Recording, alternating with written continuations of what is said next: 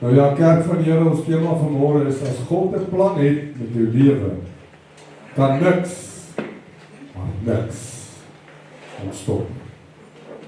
Ek het die een amen gehoor. Amen. Ja, sê, as God 'n plan het met jou lewe, kerk, gaan niks of niemand dit stop nie. Amen. En ons gaan vanmôre lees uit Jeremia 29:11. Dis 'n baie bekende vers. Die woord sê, want ek weet watter gedagtes ek aangaande julle koester, spreek die Here. Gedagtes van vrede en nie van onheil nie, om julle 'n hoopvolle toekoms te gee. Nou ek wil graag vir julle die Engelse weergawe ook lees. Hy is natuurlik vir my baie meer kragtig eintlik as jy na hom luister. Baie van hierdie is vir my baie mooier in Engels. En hy sê, for I know the plans I have for you, declares the Lord. Plans to prosper you and not to harm you, plans to give you hope and the future. Nou kerk, dis 'n kragtige vers hier. Maar ek wil gou 'n bietjie verder gaan. As jy 'n bietjie verder lees in die boek van Jeremia, hierdie is 'n vers wat God gegee het destyds toe hy hierdie volk uit ballingskap uitgelei het. Maar daar was ook mense wat nie gehoorsaam was aan God en saam getrek het uit hierdie ballingskap uit nie. En ek wil graag vir julle lees vanaf vers 16. Nee, so sê die Here aangaande die koning wat op die troon van Dawid sit, en aangaande die hele volk wat in hierdie stad woon. Luister nou mooi wat sê die woord. Julle broers wat nie saam met julle in ballingskap uitgetrek het nie. So sê die Here van die Weerskare. Kyk, ek stuur die swaard, die hongersnood en die pes onder julle. Ek sal hulle maak soos bedorwe vye, wat sleg is om te eet. En ek sal hulle agtervolg met die swaard, die hongersnood en die pes. En ek sal hulle 'n skrikbeeld maak vir al die koninkryke van die aarde. 'n voorwerp van vervloeking, van verbasing, van bespotting en van smaad onder al die volke waarin ek hulle verdryf het. Omdat hulle na my woord nie geluister het.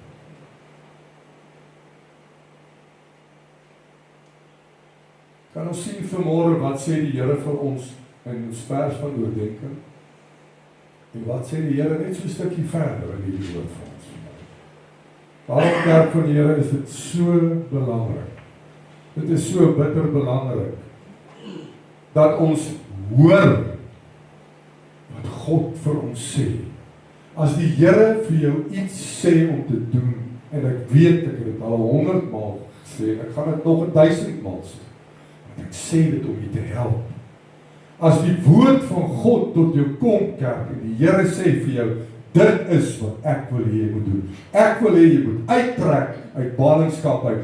Doen dit om hemelsnaam. Want as jy dit nie doen, gaan dieselfde met jou gebeur wat God vanmôre verder vir ons in Jeremia sê. Dis belangrik, kerk. Maar ek gaan vanmôre 'n bietjie fokus op Paulus. Handelinge 27 en 28 is waar ek wil gesels vanmôre. In die boek van Handelinge 27 lees ons van 'n storm en 'n skipbreuk. En die woord beskryf hoe Paulus die apostel as gevangene na Rome vervoer word en hoe hy vooraf met die engel gepraat het, nog voordat hierdie skip enige skade gelei het. En hiermee kan ons vanmôre sien dat selfs hierdie man, Paulus, wat deur God geroep is vir die verkondiging van die evangelie, nie gevrywaar was van hierdie storm of hierdie skipbreuk. Ons ken die verhaal van Paulus, waar Jesus direk met hom gepraat het, toe hy destyds die Christene vervolg het. Nou ek wil jy moet onthou, bære dit in jou agterkop vanmôre, ons praat hier van Paulus. Paulus is 'n man wat die Christene vervolg het en doodgemaak het, voor die voet. En hier kom Jesus Christus, hy verskyn en hy sê vir hom, Paulus, hoekom vervolg jy my? En net daar gaan sy oë oop. Net daar besluit Paulus, die Here het hom eers blind gemaak. En toe hy in die volgende dorp kom, Damaskus, het die profeet na hom toe gekom en vir hom gesê, dis die opdrag van God vir jou gee om te doen. Hy is 'n man wat die Christene vervolg het, en daarna, Jesus aan hom verskyn het, het hy 'n omkeer gemaak en net mooi die teenoorgestelde gedoen. En hy gaan en hy begin, hierdie selfde mense wat hy vervolg het, begin hy die woord van God te verkondig. Nou kom ons kyk bietjie na wat hier eintlik gebeur het. En hierdie is maar een gedeelte van Paulus se lewe, waar hy in boeye vasgevang is vir die verkondiging van die evangelie. Dis natuurlik die verskil tussen iemand wat vir God leef, iemand wat naby aan God leef, iemand wat sy leefwyse God behaag, iemand wat sy roeping en die opdrag wat God aan hom gegee het, uitleef. Dis die verskil van iemand wat gehoorsaam was aan God. En ons lees in Handelinge 27 dat Paulus hierdie manne gewaarsku het en hulle vermaan het om nie verder te reis nie. Maar hulle het nie na Paulus geluister. Paulus waarsku die soldate van hierdie skip en die skip se bemanning dat hierdie reis gaan gevaarlik word en tot groot skade lei. Maar hulle kies om nie vir hom te luister. En die kaptein en die meerderheid van die manne op die skip, niemand gee ag op Paulus se raad nie. Terwyl Paulus vir hulle hierdie waarskuwing gee. En hy weet verseker dat hierdie is 'n waarskuwing wat hy van God af gekry het. En hy stel voor aan hulle dat ons eerder oorwinter by 'n plek wat hulle verby is gegaan met die naam Mooi Havens naby die stad van Lasea. Kies hulle eerder op eie wys te wees en verby te vaar. Is dit nie dat mense ignoreer dikwels God se waarskuwings nie? En gewoonlik stuur dit op 'n ramp af, net soos wat hierdie ook op 'n ramp afgestuur. Maar ek wil vir julle sê vanmôre kerk, dit verander nie God se plan. Dit wat God vir jou beplan in jou lewe, verander nie as gevolg van die rampe wat oor jou lewenspad kom. As God 'n plan het met jou lewe, is daar absoluut niks wat dit sal kan stop. Nie eers die vyand kan stop. En ons lees dit in Handelinge 27 vers 13, sê die woord dat die suidewind het saggies begin waai. En dit het gemaak dat hulle besluit het, nee, kom ons lig die ankers hier langs Kreta verby te seil. Maar nie lank daarna nie, het hierdie suidewind wat so saggies gewaai het in 'n stormwind verander. Die woord sê, dan kom 'n stormwind op, wat Euroclydon genoem word, en die skip word meegesleep in hierdie storm, in hierdie diep see in, word hierdie skip meegesleep, en hy kon nie teen hierdie wind opseil. Later het die bemanning moed opgegee, en die skip gelos, dat hy begin wegdryf, na die onderkant van 'n eiland. Met hierdie storm aan hande, moes hulle die seile laat sak, en hulpmiddels gebruik om die skip te omgord, en gelos, dat hulle weggedryf word. En nogal ironies dat 'n storm gewoonlik 'n vroulike naam het, nee. So Cyclone Idai, Hurricane Katrina, Hurricane Sandy, Diana, Carmen, Elena, Julia, so kan het aangaan. Maar ek hoor die slim mense sê, dis maar omdat hulle in 'n man se huis inkom onverwags, en terwyl hulle dit nie sien kom nie, en as hulle daar deur is daar niks meer hoor. Dan is alles weg. Dis seker maar hoekom hulle besluit het om vir die vrou hierdie hurricane naam te gee, ja. Wie weet waarvan ek praat vanmôre? Ek is al deur 2 van daai hurricanes. Prys die Here. As dit deur is alles weg. Nee? Nou sê so 'n stukkie humor hier tussen alles deur, nee. En so moet jy nie geluister het toe die Here jou teen daai sikloon gewaarsku. Maar kom ons gaan terug na die storm van Paulus toe. Ons lees verder dat die manne verloor beheer oor hierdie skip. En niks wat hulle in hulle self probeer doen, het gewerk. Hulle besluit eerder om van die vrag later te begin oorboord gooi. En hulle gee hulle hoop op oorlewing op.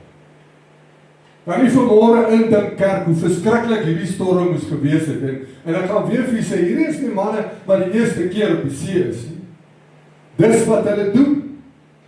Dat hierdie storm so skrikwekkend raak en so gevaarlik raak dat hulle sien dat dit wat ons aan boord het, moet ons begin oorboord gooi want ons gaan sink.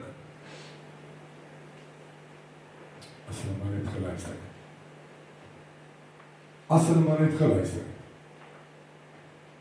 Nou kom ons pos net so 'n bietjie hier. Wat gebeur met die mens as jy begin hoop verloor op die lewe? En ek wil vanmôre vir julle sê kerk, as jy in Christus Jesus bly, sal jy nooit hoop verloor. Jy sal nooit hoop verloor as jy in Christus Jesus bly. En ek wil vir julle sê, soos Paulus in God gebly het, terwyl hy geweet het dat hierdie storm gaan maak dat hulle skipbreek lê, was sy hoop steeds in God. En dat niemand op daardie skip sal sterf. Wanneer 'n mens hoop op die lewe verloor, gebeur daar net een ding met jou. Want om hoop te verloor beteken dit raak letterlik jou hele wese aan. Of sal ek eerder sê dit vergiftig jou hele wese. Jou hele mens wees. Met ander woorde, dit raak jou gedagtes, jou emosies, jou liggaam en selfs jou geloof aan. En wanneer jy jou geloof begin verloor of begin twyfel in God en sy plan vir jou lewe, is jy op 'n bitter gevaarlike plek van jou lewe. En dis presies waar die vyand jou wil hê. Op moments, ja. As hy jou daar kan kry, op die vlaktes van moed verloor, het hy jou net waar hy jou wil hê. Nou hier is wat typies met jou sal gebeur wanneer jy hoop verloor, soos hierdie manne hoop verloor het.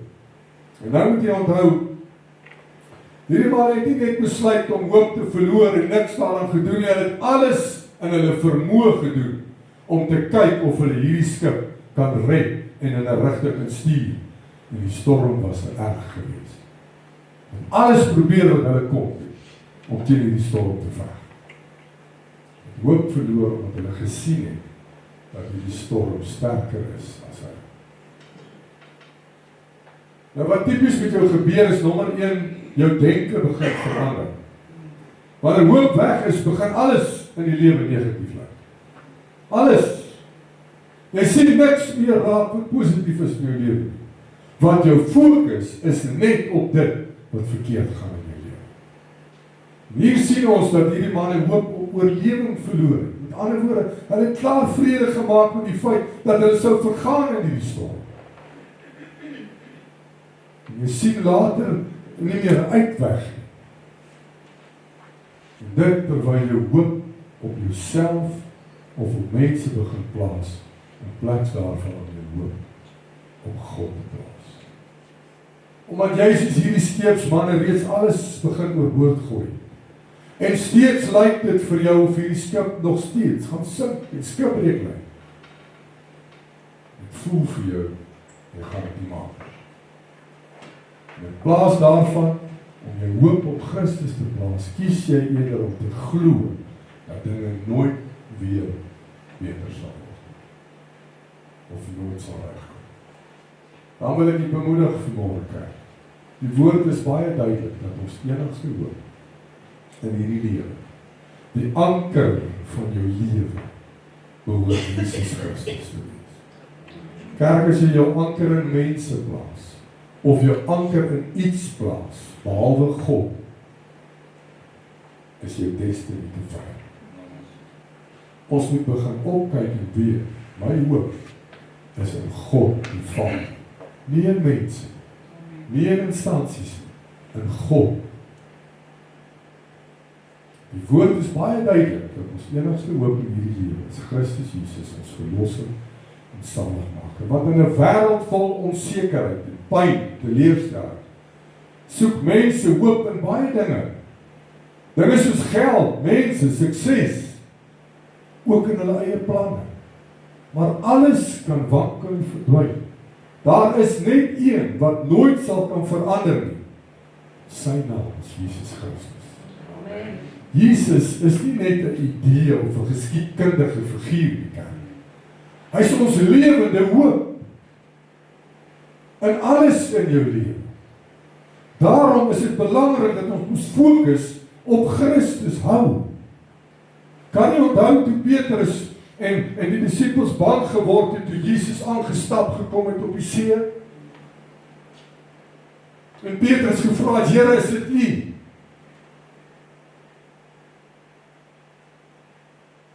Toe hy gevra het, kan ek ook op die water loop? Het hy gekyk na die hoop wat voor hom staan, die Christus Jesus is. Sy fokus was op sy hoop gewees. En hy het uitgeklim, want Jesus het vir hom gesê, kom. En dink bietjie mooi, terwyl hy vir Jesus kyk, klim hy uit in die skuit uit en hy staan op water, wat menslik onmoontlik is. Maar wat gebeur die oomblik toe hy sy fokus van die hoop afhaal? En hy begin kyk na die storm om, toe sink hy. Die oomblik toe hy sy hoop uit sy vizier uithaal, toe sink hy. Dis presies wat met ons as mens gebeur. Jy haal jou fokus af op jou hoop, wie Christus Jesus is, en jy begin jou fokus op mense of in instansies plaas. Dis net daar, wanneer jy begin sink. Maar die mooiste van die hele verhaal is, Jesus los hom nie, dat hy kop onder water gaan en verdruk. Al het hy sy fokus van hoop afgehaal, kom Jesus steeds nadat hy die water ingesak het. Hy steek sy hand uit, hy gee hom verder hoop. Hy help hom verder, hy los hom nie, dat hy vergaan nie. En dis presies wat hier gebeur het, ongeag die opdrag wat God gegee het hierdie manne steeds hulle eie ding gedoen. Maar ons gaan sien nou hoe God hulle nie los, want hulle vergaan nie.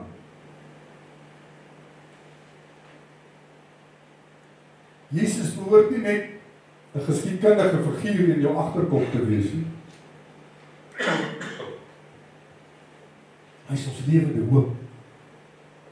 Want toe alles verlore gelyk het, kerk, toe sonde, pyn en dood die laaste sê gehad, het Jesus gekom bewys dat hoop nie gesterf het. Deur sy lewe, sy opoffering, sy opstanding, het hy aan die wêreld kom bewys dat selfs in die donkerste einde, selfs wanneer jy sien die stormlyn na skipbreek en jou situasie lyk hopeloos, weet vanmôre, niks kan die plan wat God vir jou lewe het stop nie. Elke storm, elke situasie waaraan jy vanmôre kan dink, elke situasie wat jy in hierdie lewe kan ondervind en kan beleef, kan deur God verander word en 'n nuwe begin. Jesus Christus gee vir ons hoop, dat hy uit die dood opgestaan het, gee vir elke een wat deur die Heilige Gees met opregte hart in hom glo, en aan die ewige lewe, en ons ewige erfenis, kan ons vashou in die Here. Ons almal leef in 'n stikkende wêreld, 'n stikkende land en soms 'n stikkende lewe. Ons leef in 'n wêreld waar dit baie keer lyk of dinge maar hopeloos is. En waar baie mense, baie kinders van God, klaar hoop verloor het. Maar die woord van God leer ons dat as kinders van God behoort ons altyd hoop te hê. Dit maak nie saak wat in hierdie lewe met jou gebeur. Ons het hoop, want ons dien die God van hoop. Ons het hoop, want Jesus Christus is ons hoop. Ons het hoop, want ons weet die lewe hier is nie al, maar daar is. Ons kan vanmôre uitsien na die ewigheid saam met God, en deur geloof elke dag wat ons hier op aarde leef, op hom hoop. As jy vandag voel, of dinge hopeloos is, En jy voel jy is besig om jou hoop te verloor. Wil ek vanmôre vir u 'n paar teksverse uit die woord uit lees om u te bemoedig vanmôre in jou geloof te versterk. En vir u 'n rede te gee dat daar nog hoop is in elke situasie. Psalm 18 vers 2 en 3 sê, en hy het gesê, ek het u hartlik lief, Here, my sterkte.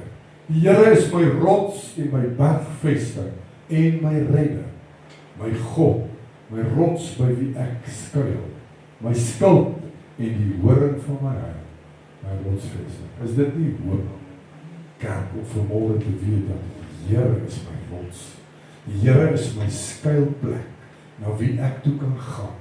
Dit is hoop, dis iets waarop ek kan hoop vanmôre. Spreuke 13:12 sê, 'n uitgestelde hoop maak die hart siek, maar 'n wens wat uitkom is 'n lewensboom. Kolossense 1 vers 3 tot 6 sê ons dank die God en Vader van ons Here Jesus Christus. Altyd as ons vir julle bid, omdat ons gehoor het van julle geloof in Christus Jesus en julle liefde tot al die heiliges, vanweë die hoop wat vir julle weggelê is in die hemel. Daar is hoop weggelê vir ons in die hemel, waarvan julle vroeër gehoor het en deur die woord van die waarheid van die evangelie, wat julle sowel as die hele wêreld bereik het, en dit dra vrug. Net soos onder julle ook, van die dag af dat julle dit gehoor het en die genade van God in waarheid leer ken. Psalm 31:25, wees sterk en laat julle hart sterk wees, almal wat op die Here wag. Klaagliedere 3:24 tot 26, die Here is my deel, sê my siel, daarom sal ek op hom hoop. Goed is die Here vir die wat op hom hoop. Hoor wat sê die woord, goed is die Here vir die wat op hom hoop, vir die siel wat hom soek. Dan sê hy laastens, en sê vers 26, dit is goed om in stilheid te hoop op die hulp van die Here. Kolossense 1:27, aan wie God wil bekend maak, wat die rykdom van die heerlikheid van hierdie verborgenheid onder die heidene is.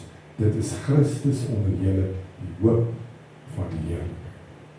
Psalm 33, vers 18 en 19, kyk, die oog van die Here is op die wat hom vrees, op die wat op sy goedertierenheid wag, en hulle siel te red van die dood, en hulle in die lewe te hou, in die hongersnood. Is dit nie genoeg om op te hoop nie? Laastens Johannes 14 vers 6, Jesus antwoord hom, ek is die weg, en die waarheid. Ek is die lewe, en niemand kom tot die Vader nie. Daarom kan ons vanmôre sê, ons hoop, ons enigste hoop, is dit Jesus Christus. Wat die deur is, wat die weg is, en wat die waarheid is. Met ander woorde, kerk, daar is hoop. Daar is hoop, as jy vanmôre hier sit, en gedink jy, daar is nie hoop nie, wil ek sê vanmôre, daar is hoop, want ons enigste hoop is Jesus Christus. Daar is een pad na die redding en die verlossing, en sy naam is Jesus. Die Bybel maak dit baie duidelik. Ons hoop is nie in mense nie. Ons hoop is nie in ons geld of in ons planne nie. Ons hoop is nie in hierdie wêreld nie, verseker nie. Ons hoop het 'n naam, en sy naam is Jesus Christus. Wanneer jy hoop verloor het, kan dit ook lei na 'n sielkundige toestand wat bekend staan as hopeloosheid. Dis 'n toestand waar 'n mens nie meer 'n toekoms kan sien. Jy is vasgevang in hierdie negatiewe wêreld om jou. Dit maak nie saak hoe jy daarna kyk nie. Alles begin vir jou hopeloosheid. Nou ons het eerstens gedeel met jou denke wat verander. Dis dinge wat gebeur met jou wanneer jy begin hoop verloor. Tweedens, jou emosies begin swaar raak. Hartseer word konstant, en jy voel leeg of afgestomp. Dinge wat jou vroeër bly gemaak het, beteken niks meer vir jou. Dinge waarvoor jy dankbaar was, word nou nie eens meer raak gesien. Dit lei ook natuurlik verband met toestande soos depressie. Wanneer 'n mens lank en aanhoudend hartseer is en jou emosies altyd swaar en oorlaai voel, begin dit jou brein, jou liggaam en jou denke aantas. Jy bly negatief dink. Jy voel moeg en leeg en verloor gewoonlik jou energie en ook jou motivering. Dit kan ook veroorsaak dat jy van mense onttrek en voel asof jy totaal en al alleen is. Met tyd kan dit selfs jou selfbeeld en jou hoop affekteer. En alles in die lewe kan begin sinloos voel. Selfs jou hoop begin wankel. Wat belangrik is om te onthou is, hierdie is nie wie jy is nie, kerk. Dis 'n toestand wat jou oorweldig en dit kan verander met vertroue in God, hoop in Christus Jesus en ook met ondersteuning en hulp van die mens om jou. Nommer 3, jou energie en motivering verdwyn. Jy sukkel selfs om op te staan in die môre en om aan te gaan. Jy verloor selfs jou lus om werk toe te gaan, jou lus om met mense te kommunikeer, soms ook jou lus om te lewe. Alles voel na te veel moeite. Jy begin jouself terug te trek, jy wil eerder altyd alleen wees, jy praat minder met mense en hou jouself eenkant, want jy voel niemand verstaan jy. Maar ironies genoeg, is dit juist wanneer 'n mens God en mense die mees benodig. En dan natuurlik begin jou geloof wankel. Hierdie is waar die meeste van ons gelowiges aan die kortste end trek. Selfs sterk gelowiges gaan partymal deur hierdie. Dis gewoonlik wanneer hierdie hoop verlore is, dat die mens altyd vra, maar waar is God dan? Terwyl die skip besig is om te sink. Of hoekom gebeur hierdie dinge met my? Of het my lewe ooit nog 'n doel? Om so te voel is nie iets niets nie, kerk. Om hopeloos te voel, het nie by hierdie generasie begin nie. Selfs mense soos Elia en Dawid het sulke oomblikke ervaar. Dit was menslik vir die skeepsmanne om so te voel. Dit is menslik vir u om op 'n stadium so te voel. Maar dit bly 'n keuse waarin ek my hoop sal plaas.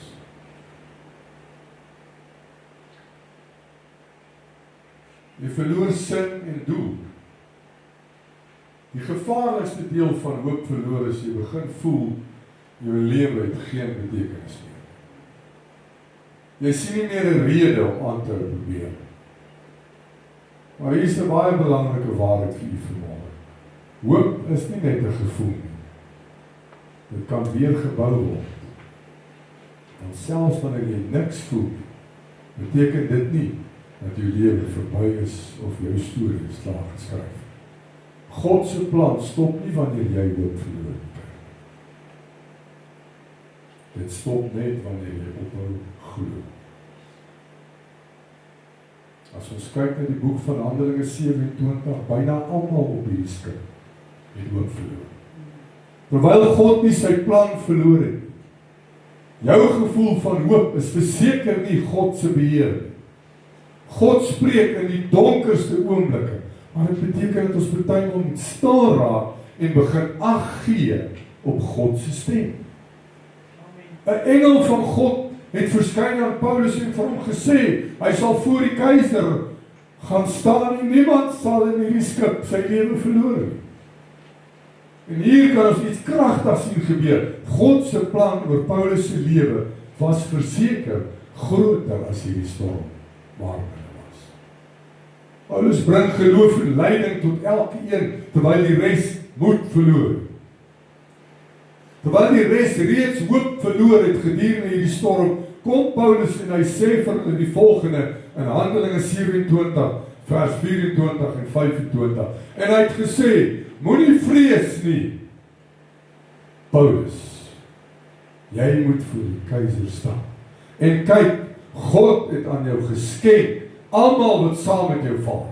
Daarom hou moed, manne, want ek glo, God, dat dit so sal wees, soos wat hy aan my gesê het. Paulus begin staan in sy hoop op God, en hy lei die mense op die skip, selfs al was hy 'n gevangen.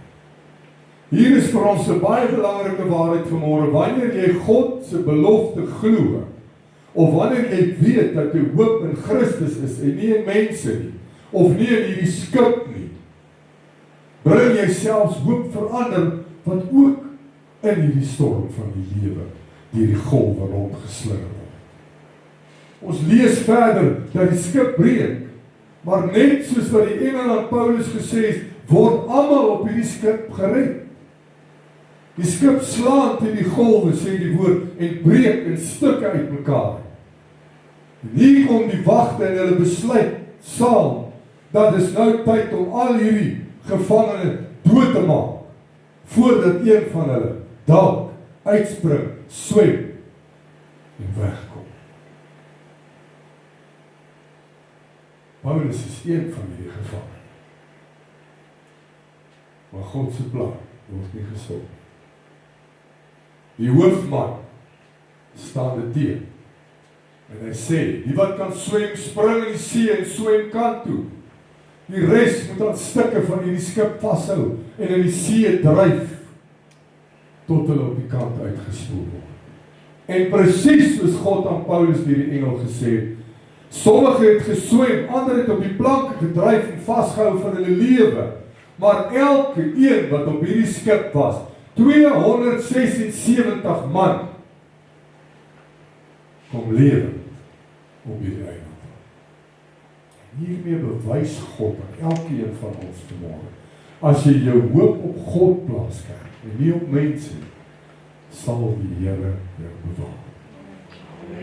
Niks in hierdie lewe sal die planne wat God vir jou het, kan stop nie.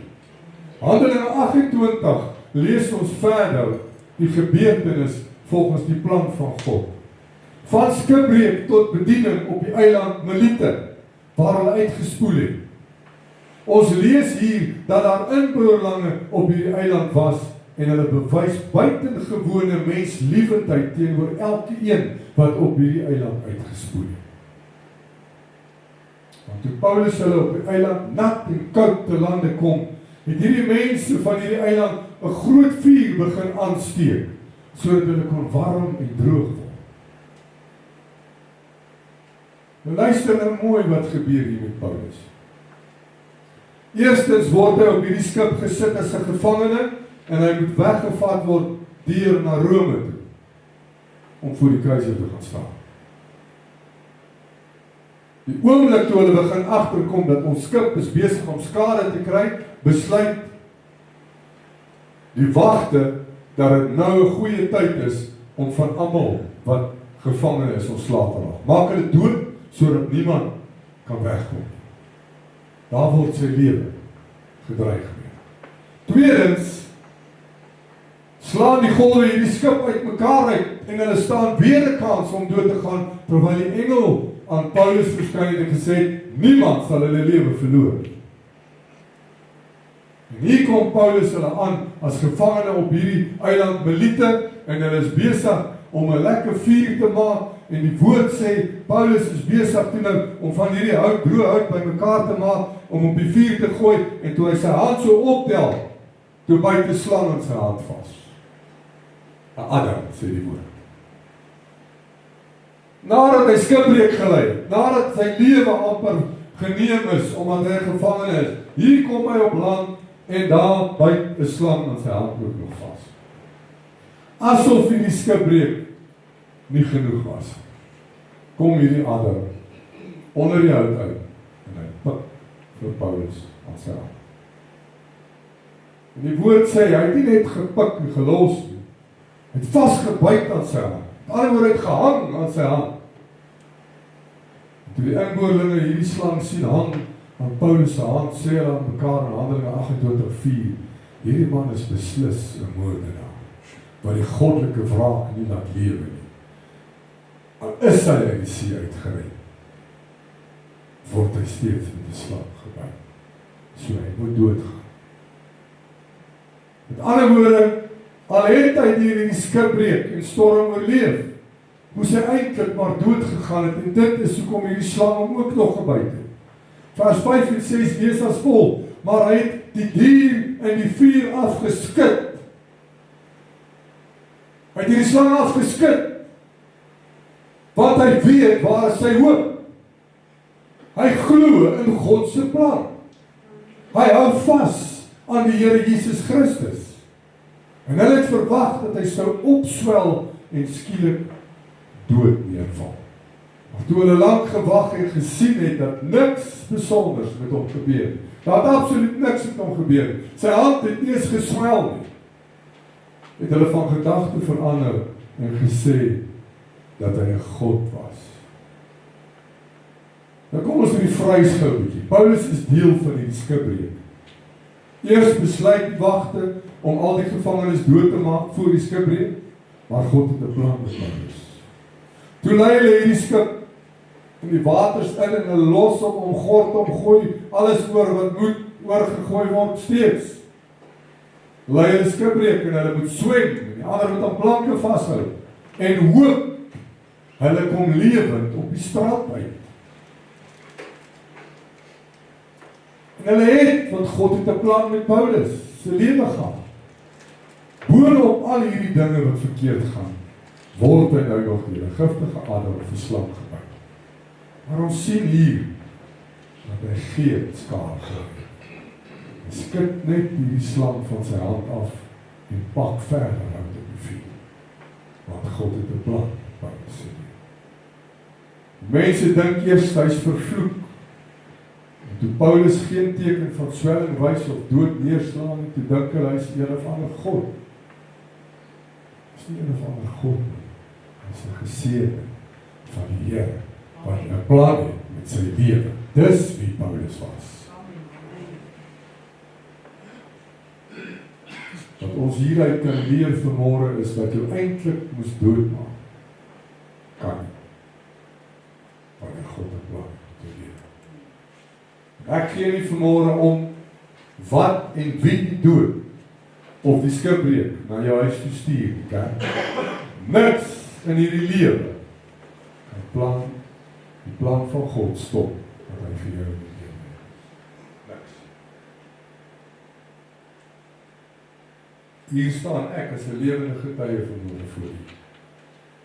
Want wat met my gebeur het, baie mense gesê, ek kan nie glo ek het dit gemaak. Ek kan nie glo ek het gelewe na wat met my gebeur het. Maar God het 'n plan met my lewe gehad. Ek het nie daardie tyd geweet wat die plan was nie, maar vandag weet ek. God het wel toegelaat dat hierdie dinge in my lewe gebeur. Maar ek wil vir u sê dat daar sekere dinge in 'n mens se lewe moet gebeur om jou te kan voorberei op die plan wat God vir jou in jou lewe het. Maar as God 'n plan vir jou het, moet jy weet vanmôre dat niks en niemand ons sal stop nie. In 2008 moes ek dood gewees het. En God het gesê, nee, ek het 'n plan met jou lewe. Wat jy, Chris Joubert, gaan in 2024 vir my 'n kerk opsit in Mooinooi. En na 3 jaar van hierdie bediening, gaan jy begin om 'n groter kerk te bou vir my in Mooinooi. Halleluja! Want ek gaan nou gebruik om die evangelie van my seun Jesus Christus aan my volk te versprei. Amen. Dis die plan wat ek in jou lewe het. Ek het dit nie geweet nie, maar God het 'n plan met my lewe gehad. Ek het 'n plan met jou lewe en niemand sal dit kan stop nie. Soms verwonder ons onsself oor gebeure in ons lewens, maar ons sien nie die plan van God in ons lewe nie. Daar was 'n tyd wat die vyand alles in sy vermoë probeer het om God se planne vir hierdie bediening te stop. En ek gaan nou nie in detail ingaan daarin vandag nie. Maar ek kan getuig vanmôre dat as God 'n plan het met jou lewe, niks dit kan stop nie. Hoor my vanmôre kerk, niks sal God se plan stop wat hy vir jou in die lewe het. Nou wil ek vir u vinnig vertel hoe wonderlik God is. En hoe min sien ons werklik waar die plan van God raak. Nou ek gaan begin by die heel begin, in 2012. Het ek sonder om met God te raadpleeg 'n besluit geneem om my bedanking in te sit vir die maatskappy vir wie ek gewerk het. As gevolg van 'n onderonsie wat ek nie eienaar gehad het. Sonder dat ek tot God gebid het, besluit ek bedank. Daarvan af, daai aand toe ek besluit het ek bedank het, ek nie eers 'n gedagte gehad van my eie besigheid. Maar die volgende môre besluit ek, dis my tyd. Dis my tyd. En ek het ook nie God geraadpleeg daaroor. Ek het nie. En ek is nie eens skaam om te sê. Maar nou wil ek vir julle sê hoe wonderlik God is. En ek gaan die hele proses en ek begin aansoek doen vir 'n vendor en ek word afgekeur. Vir een of ander rede. En ek gaan teen dit en ek sê nee, maar hierdie daai is nie die ware feite nie. Ek doen weer aansoek. Ek word die tweede keer afgekeur. Ek word die derde keer afgekeur. Die vierde keer. Toe kry ek my vendor. Op 'n donderdagmiddag, ek sal dit nooit vergeet nie. 4928 is daai vendor gewees. En ek het vir 6 maande gesukkel. Waar groot maatskappye vir wie ek gewerk het, my aanbod gemaak het en gesê, ek was nog nie 'n week weg by hierdie company, toe begin ek al oproepe kry, hoor jy is in die mark. Ek sê, nee, nog nie, ek gaan my eie besigheid. Ek het tot die Here gebid, en ek het 'n belofte aan God gemaak, en ek het 'n ooreenkoms met God gemaak. Die Here het gekom, het vir my daai besigheid gegee. Maar nou moet jy die plan sien, kyk na die plan. Later van tyd het ons begin, aan die gang gekom, en nou spring ek baie ver. Ons kry hierdie kontrak van hierdie skrapers, wat hier buite by hierdie workshop lê. En ons begin, by 'n workshop wat die mine manager of die besturende, die vice president engineering manager vir my gee op een van die skagte. En ons dink ons is in die bouncies, maar kyk hoe mooi sorg die Here vir, dit gaan net te lekker. Maar ons begin opdraande kry in die wind van voor, deur die mine se safety department, oor daai workshop. Elke tweede of derde dag word daar 'n redstop uitgegee. Dan staan ons. Dan maak ons dit reg. Oor 2-3 dae, dan sal weer 'n stop nou ontstaan. En ek besluit ek is nou moeg vir hierdie stopnuts. Die Here gee my plan. En ek besluit ek gaan uitgaan en in die privaat sektor vir my 'n workshop soek wat ons kan hier. Waarom ons kan werk sonder al hierdie politiek wat op die myn is. En ek ry en ek soek, het seker vir 2-3 weke aangegaan en op 'n stadium kom ek hier aan, by hierdie plek. En wie van julle wat weet hoe het dit hier gelyk, sal verstaan wat ek vanmôre sê. Ek kom hier aan en ek praat met die vorige eienaar van die plek. Hy sê vir my is reg, kan die plek hier, man, en ek is opgewonde. Daai middag gaan luister, ek sê vir die vrou, kom, ek wil vir jou gaan wys. Ons kom hier van agteraf ingery, hier was nog nie drade en hier was niks, het was 'n ou plek wat almal hulle garbage kom neergooi, soos 'n dumping site, as ek dit so kan stel. Ek staan hier voor, en ek kyk so om en ek sê, sien jy die potentiaal is. Maar nou moet jy verstaan, my gedagte is by workshop. Begin, ons trek hier naartoe. En ons het hier deur God se genade begin wegspring, toes die krag nie sufficient nie. Ag, jy wil nie weet, wat moes alles hier gebeur het, voordat ons eintlik behoorlik en veilig operasioneel kan wees. maar dit daar gelaat. Maar het ek geweet, kerk, hierdie plek, kom in die mark, en die eienaar kom en hy sê, kom koop jy die plek vir by my. Hy sê, ons hoef nie eens die bank te gaan, jy kan maandeliks afbetaal. Wow, goodness. Ek spring in hier, ek sê, hier is baie potensiaal, kom ons doen dit. En jy sien vanmorgen van waar af kom Godse plan? Van 2012 af, waar ek my eie besigheid moes begin. Want as ek nie my eie besigheid daai tyd begin het, sou ek nie vandag hier 'n workshop gehad het, of 'n werkswinkel gehad het. En as ek nie die werkswinkel hier gehad het nie, het ons nie 'n kerk hier gehad nie. Dit was die plan van God. Nie die workshop nie. Later het ek gesien, dit gaan nie oor die workshop. Dit gaan oor die kerk wat God hier wil oprig. En ek het verlang geskop die prikkels. Verlang. Maar die Here met my praat en sê, wanneer gaan jy begin? Wanneer gaan jy begin? Ons gaan nou verder gaan daarmee. En ons gaan verder sien hoe God genesing en guns deur Paulus gee aan hierdie mense op hierdie eiland. Die gouverneur Publius se pa was siek. Hy het siek aan koors gelê en ook buikloop. En die ander naam daarvoor is diarree. Ons lees hier in vers 8 en 10 tot 10. En die vader van Publius het siek gelê en koors en buikloop en Paulus het ingegaan na hom toe. Nadat hy gebid het, die hande opgelê, gesond gemaak deur gebed.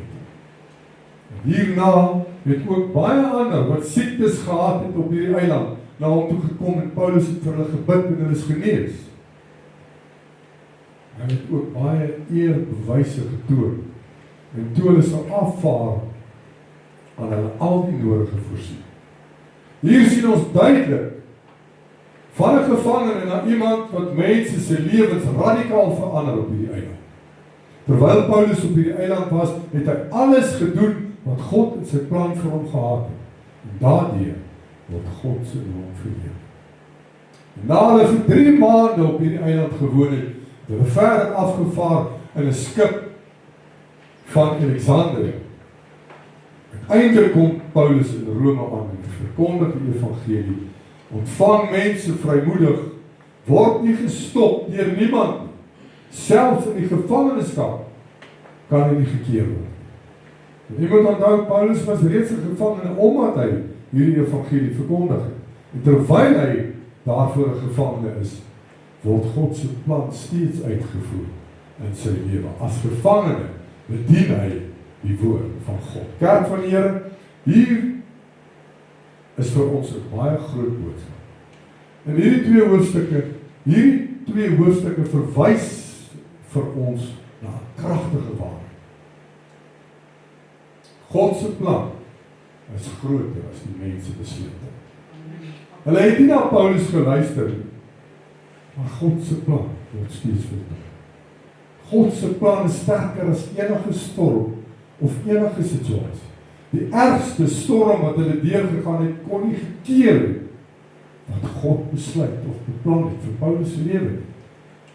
God se plan oorleef selfs vernietiging. Die skip breek in stukke uitmekaar. Maar nie God se woord nie. Sy plan word steeds uitgevoer.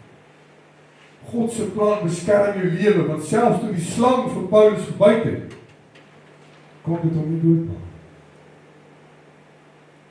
God se plan bring jou tot die bestemming.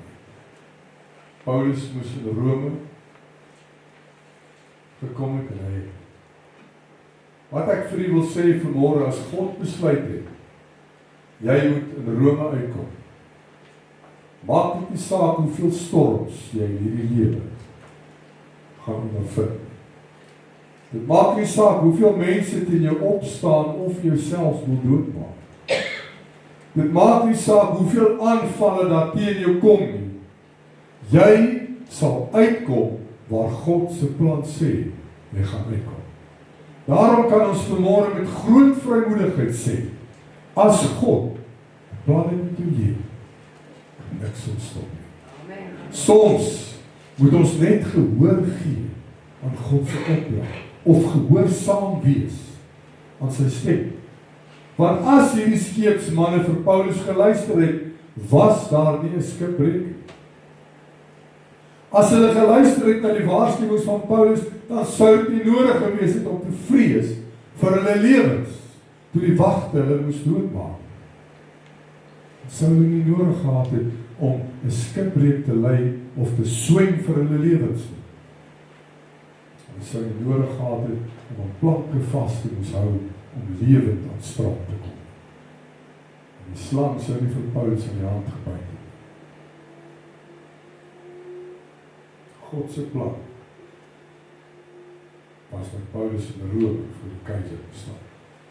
Maar deur die ongehoorsaamheid van die manne aan die stem van God, het hierdie dinge met hulle gebeur.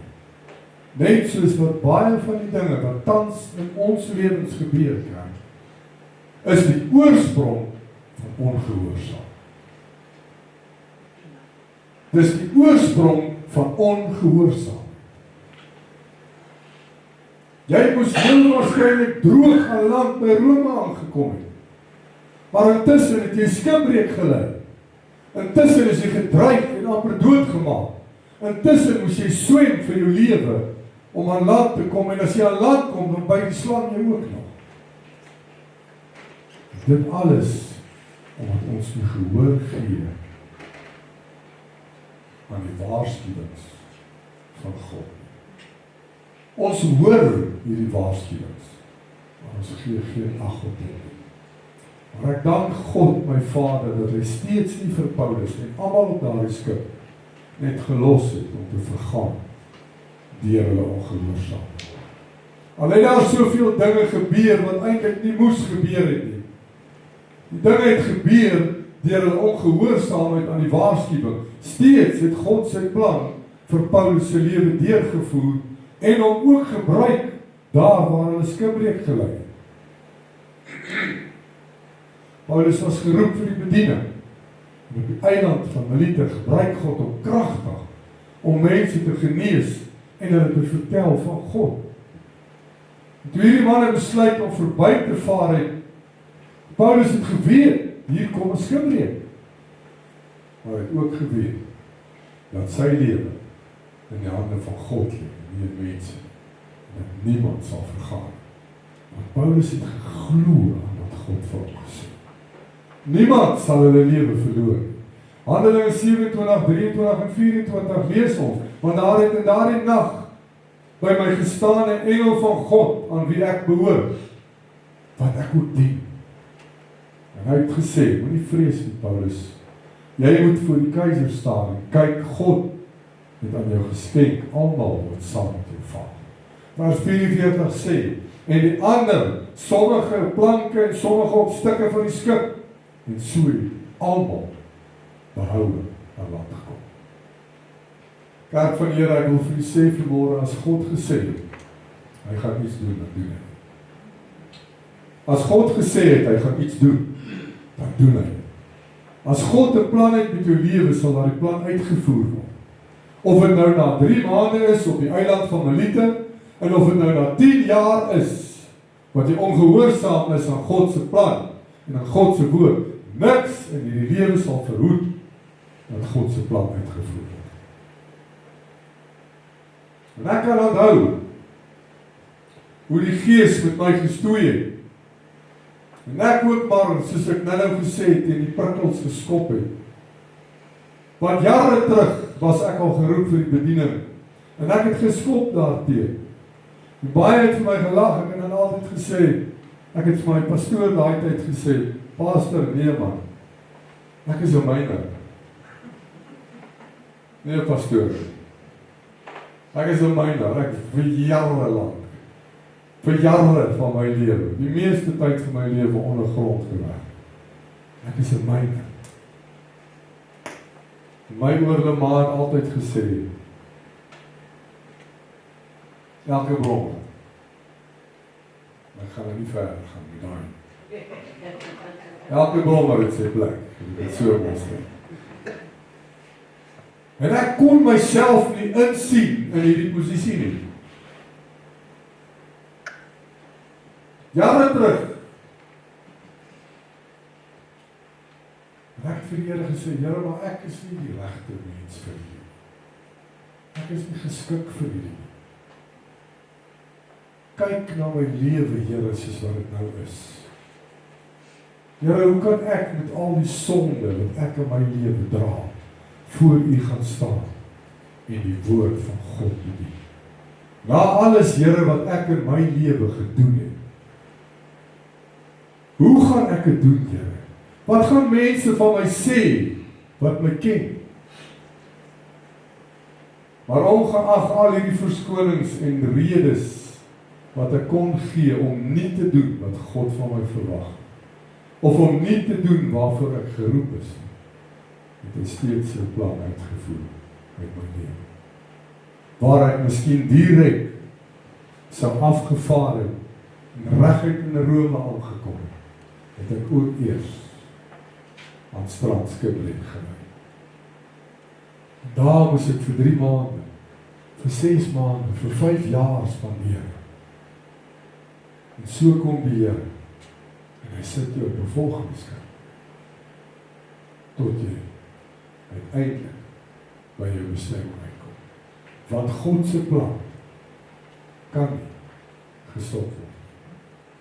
Hy het steeds sy plan uitgevoer in my lewe. Hier staan ek vandag in my roeping, waarin ek 5 jaar terug, net 5 jaar terug, nooit sou kon dink ek sou staan. Dis net nog 'n groot getuie, kerk, dat dit maak nie saak wat in hierdie lewe gebeur. As God 'n plan het, voer hy dit uit. En niemand kan dit stop. Prys die Here. Om gehoor te gee aan God en sy plan vir jou lewe, beteken om ten volle op God te vertrou. Dit beteken om na hom te luister en om hom te volg, selfs wanneer jy nie alles verstaan nie. Dit vra gehoorsaamheid, geloof en volharding, veral in die moeilike tye. Maar wat bitter belangrik is dat jy God se wil kies. Wanneer jy God se wil kies, lei hy jou op die pad waar jy behoort te wees. Hy beskerm jou teen alles wat met jou kan verkeerd gaan. Dit beteken nie, kerk, dat jy nooit gaan skipbreek ly nie. Paulus moes ook deur dit gaan. Maar hy het geweet, God is met hom.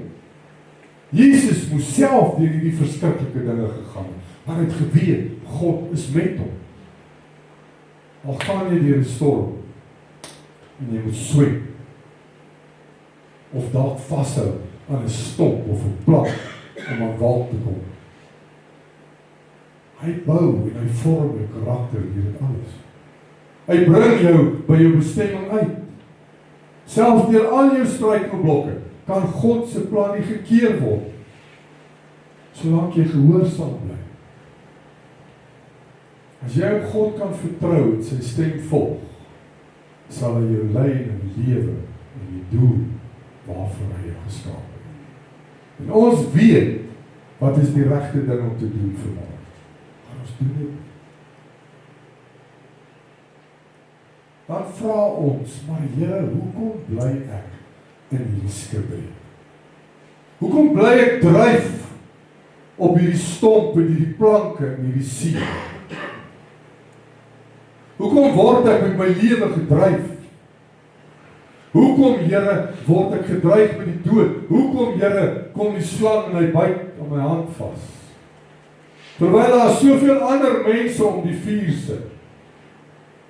Dan wil ek vir u sê vanmôre, of wil ek vir u vra vanmôre, is jou huis in orde? Het God jou nie 'n opdrag gegee, dat jy steeds ongehoorsaam teenoor is? Is daar nie dinge wat jy moet uitsorteer in jou lewe, wat jy weet, jou terughou, of weerhou, van God se plan in jou lewe? En voor u hierdie antwoord, wil ek nou vra dat almal van ons wat hier is vanmôre hulle oë sluit. En so 'n bietjie stil raak vir die Here vanmôre. Terwyl niemand rondkyk. En dit terwyl ons weet dat God elke een se hart vanmôre deursoek. En dat daar absoluut niks is wat ons vir God kan wegsteek. Ons kan vanmôre voor mense staan met maskers en net die beste voet voorsit. Maar ek wil vir u sê vanmôre kerk, God ken jou hart. Die Here weet presies waar hy met jou staan. God weet presies wat is daar waaraan jy ongehoorsaam is. God weet wat jy doen en wat gedoen word wanneer niemand kyk nie. God weet presies wat verhinder sy plan vir jou lewe vanmôre. Hy weet en jy weet hoekom jy vanmôre skipbreek ly en nie by die plan van God uitkom. Terwyl ons vanmôre met ons oë gesluit sit, wil ek vir u sê, wat ook al dit is vanmôre, nou is die tyd om dit reg te stel voor God, sodat God se plan kan volbring word in jou lewe.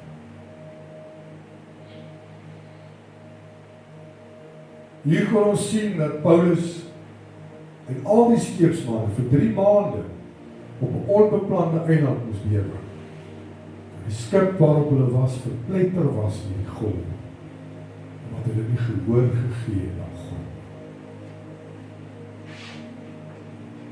Wat is daar in jou lewe waarin jy nog nie gehoor gegee het vanmôre? Wat is daar wat jy weet vanmôre? Wat steeds nog nie uitgesort is in jou lewe. Hoe lank gaan jy nog op die eiland spandeer voor jy in die wil en in die plan van God beweeg? En hiermee wil ek afsluit vanmôre. Ek wil hê jy moet weet vanmôre dat God het 'n plan met elke een van ons se lewe vanmôre. God het 'n plan met jou lewe. Die plan met my lewe. Al wat ek moet doen is vertrou op God en weet dat niks in die lewe sy planne wat hy vir jou het kan stop. Terwyl elkeen sy oë gesluit is, wil ek vir die vra vanmôre om die vrymoedigheid te hê. Net daar waar jy sit, terwyl niemand rondkyk. As daar iets is vanmôre waarin jy weet, dan is dit die diepste, donkerste geheim vanmôre. Maak nie saak wat dit is. Jy weet vanmôre die oorsaak is van jou skipbreek. Wat jy weet vanmôre wat jou weerhou van God se plan en God se wil in jou lewe. Steek net vinnig jou hand op en dit sal dit weet. Halleluja. Here, u sien vanmôre elke hand wat opgaan. U sien elke hand wat opgaan vanmôre. U weet vanmôre presies wat in elke een se hart. U woord sê, Here, dat u kyk en u ondersoek die hart van die mens. Tot in die diepste van die hart. En ons weet vanmôre dat daar is absoluut niks in hierdie lewe wat ons vir God kan wegsteek. Maar ek dank u, Here, dat ons die voorreg het om vanmôre net by die voete van Jesus te kan neerlê. En te kan sê, Here, hierdie is my skipbreek vanmôre. Hierdie, Here, is iets wat maak dat ek my hoop verloor in die lewe. Hierdie is iets, Here, wat ek ongehoorsaam aan was. Maar vanmôre wil ek dit voor u voete neerlê en sê, Here, hier is dit. van vandag af, sal ek gehoor gee aan die stem van God. Van vandag af, Here, gee ek gehoor aan die stem van God. As ek hier uitstap vanmôre, stap ek nie uit met hierdie skipbreek in my lewe nie. Ek stap uit as 'n oorwinnaar in Christus Jesus. Want daar is absoluut niks in hierdie lewe, te groot of te klein vir God. En ek dank U vir elke hand wat opgegaan het vanmôre. En ek bid vir elke een individueel vanmôre, Here, dat U vanmôre sal stil staan by elke hand wat opgegaan het. En dat die Gees van God vanmôre in ons harte sal werk. Dat ons sal luister na die waarskuwings van die Here vir ons gee. Ons hoor vanmôre, Here, in die boek van Jeremia verder. Wat gebeur wanneer ons ongehoorsaam is? Of wat gebeur wanneer ons nie doen wat die Here van ons verwag nie? God het lank al geroep en gesê, kom uit hierdie ballingskap uit. Maar ek bly sit. Nou wonder ek, hoekom dit met my lewe gaan soos wat dit gaan. Ek verstaan die Here, dat ek hoor van al hierdie blessings, en ek hoor van al hierdie mooi dinge, maar ek ontvang dit nie. Dalk is dit net tyd dat ek 'n bietjie omdraai en my spieël kyk vanmôre. En eerlik met myself wees. En erken dat die probleem lê by my en nie by God. Terwyl ek weet dat ek weet, as God 'n plan het met my lewe, sal dit uitgevoer word. Help elke een van ons vanmôre, Here, om in die wil en in die plan van God in te beweeg. Dat ons bietjie ons eie wil op sy sal sit. Ons fokus terugkry op God en stap in God se wil en sy plan. Want daar is nie 'n beter plek om te wees.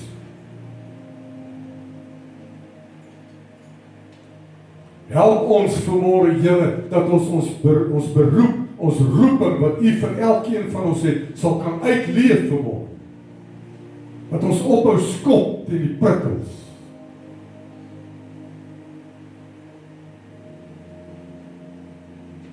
Dat ons sal ophou luister na mense en begin luister na God.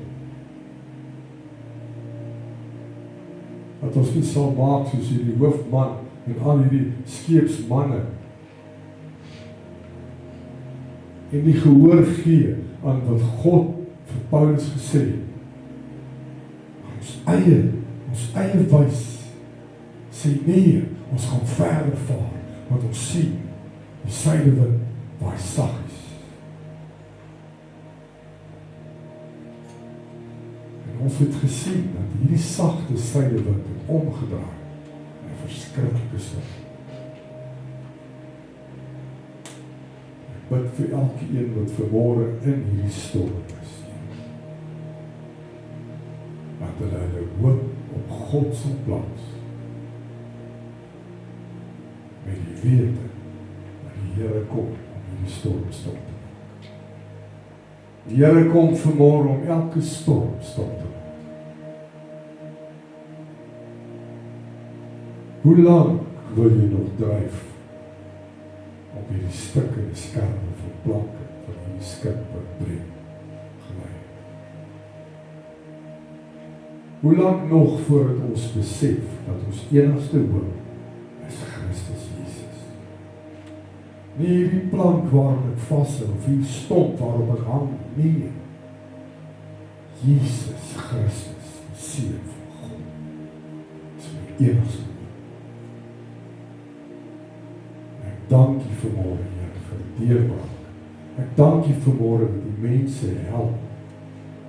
Die mense aanraak vanmôre, dat die harte verander vanmôre, Here. In Jesus naam.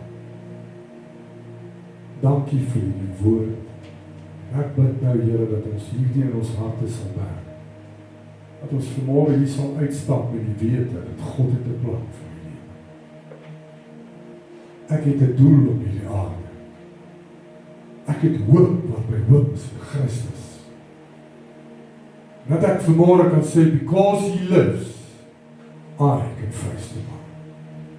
Maak nie saak of ek al 3 maande op eiland gestrand is. Ek kan môre opstaan en my God leef.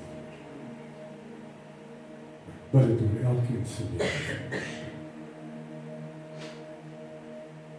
Vat hierdie woord vanmôre. Maak dit jou eie. Ek bid dat die Gees van God die naprediker sal wees. Dat ons werklik waar veranderde harte sal. Dat ons nie ons harte sal verhard teenoor die woord van God. Dankie, Here. Dankie vir die diens, dankie vir die oggend en die voorreg om te kon hoor wat U vir ons doorgaan. Ons eer U, ons loof en ons prys U, Jesus. Amen. Amen. Amen. Kom ons